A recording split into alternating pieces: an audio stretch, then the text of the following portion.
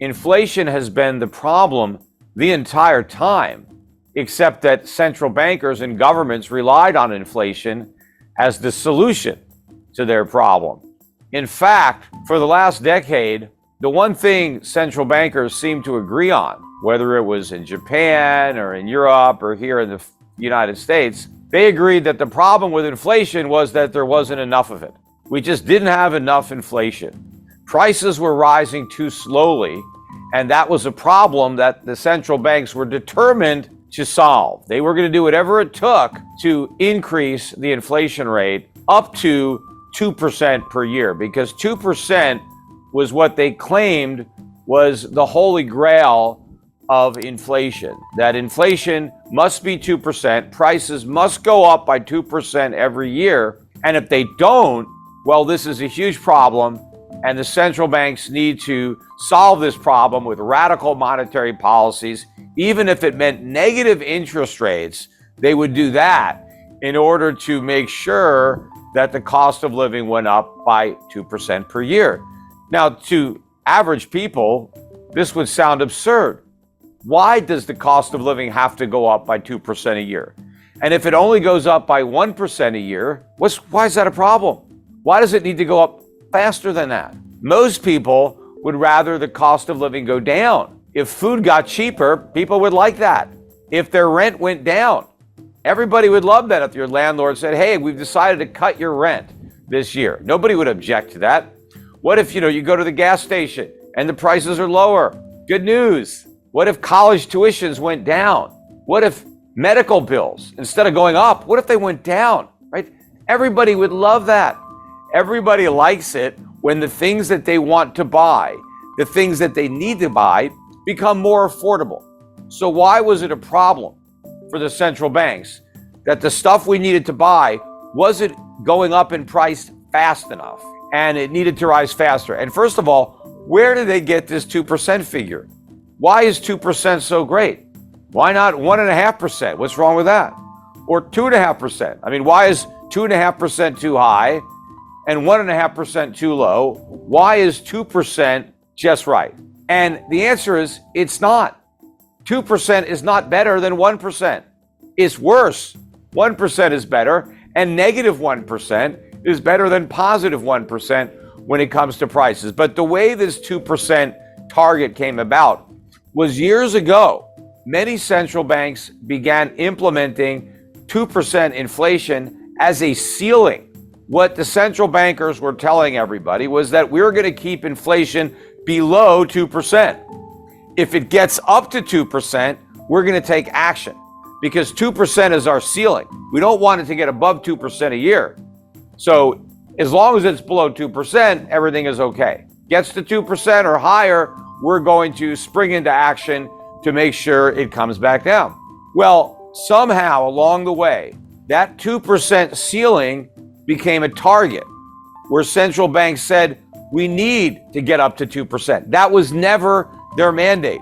No central bank had a mandate of making sure inflation was 2%. It was just making sure inflation was below 2%. That didn't mean that if it was 1%, they had to try to get it up. They would just say, oh, it's 1%, that's great, it's below 2%, we succeeded. But they completely changed. Why did they do that? It was all a pretense. The central bankers were faced with some serious economic problems that they didn't want politicians to have to deal with.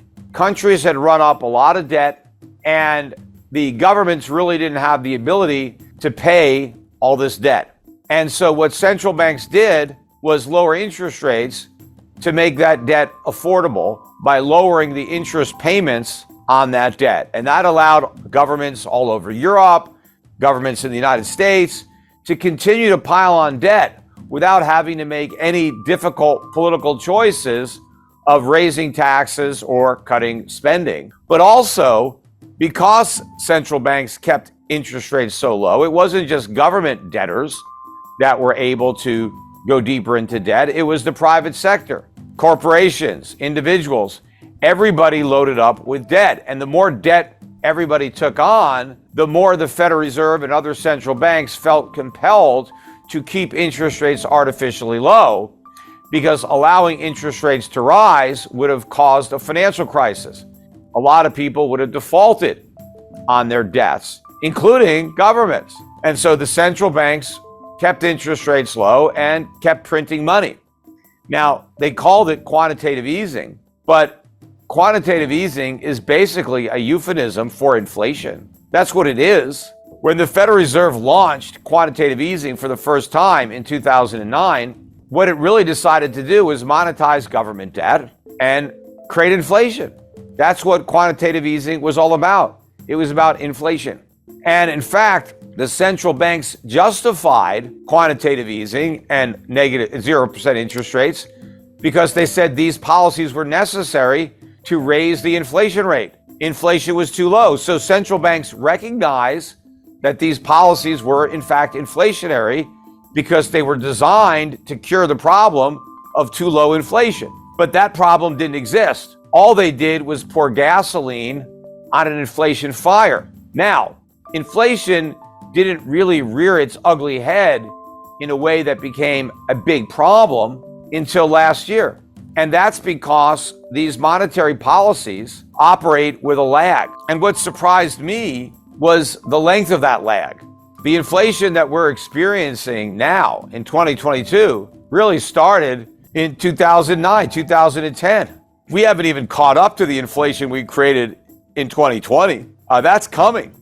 But there's all this inflation in the pipeline. Another reason that inflation did not become as big a problem is because the way the money entered the economy in many cases was through the banking system, through the financial markets. So the prices that were impacted the most by inflation were stock prices, bond prices, real estate prices. And so people didn't mind when inflation was making them richer. In fact, people like that. Politicians like that. Everybody likes a bull market.